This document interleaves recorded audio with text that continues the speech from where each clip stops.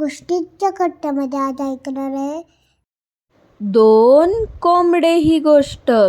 एकदा 2 कोंबड्यांमध्ये जोरात भांडणं सुरू होती. अगदी त्या दोघांमध्ये युद्ध जुंपलं होतं. मग एका कोंबड्याने दुसऱ्या कोंबड्याला जखमी केलं आणि तो एका घरावर जाऊन बसला आणि तेथे जोरात ओरडू लागला, मी लढाई जिंकली, मी लढाई जिंकली, असं तो ओरडत होता. आणि दुसरा कोंबडा त्याच्याकडे पाहत उभा होता.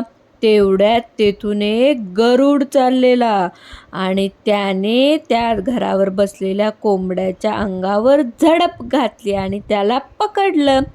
मग जो खाली उभा होता कोंबडा तो ते पाहत होता. नंतर तो अगदी ऐटीत तेथून निघून गेला. गोष्टीचं तात्पर्य आहे, एवढ्या तेवढ्या यशाने कधी फुगून जाऊ नये, कारण कोणाचे नशीब केव्हा फिरेल काही सांगता येत नाही. गोष्ट आवडली असेल तर लाईक करा, चॅनल सबस्क्राईब करा. थँक्यू.